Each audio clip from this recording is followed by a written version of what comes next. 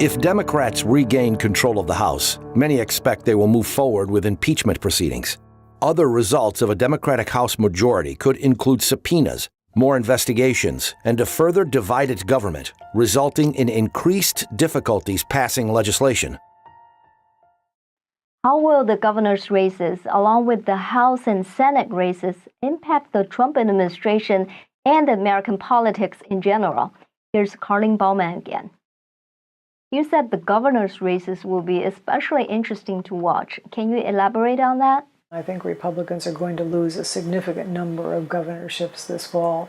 And that's very important because our governors tend to be more outward looking. They tend to work a lot on trade within their states overall. They tend to work a lot on other issues. And they answer to the voters fairly often in the United States. And so those races are going to be particularly important. But overall, I expect Democrats to do well in the House of Representatives and unfortunately not, from their point of view, to take back the U.S. Senate.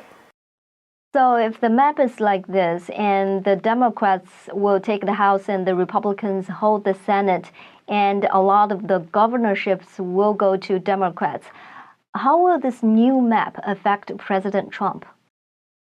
Well, the big question is whether or not, if the Democrats regain control of the House of Representatives, whether they will move to impeach the president.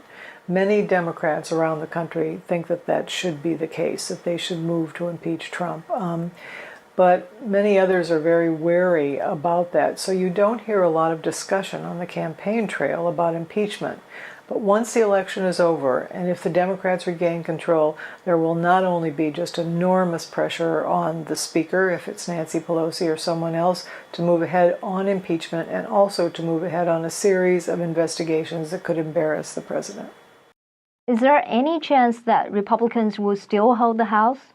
There's certainly a chance that the Republicans will hold the House, and I confess I'm impressed by some of the people who watch individual races who were suggesting that this is not going to be a Democratic sweep. They're much more careful about what they think will happen. And because most of us in Washington don't analyze individual races, a few of us do, but most of us do not, and we're also not on the ground. So it's quite possible that we're missing something big in the country and the Republicans could continue to hold the House of Representatives.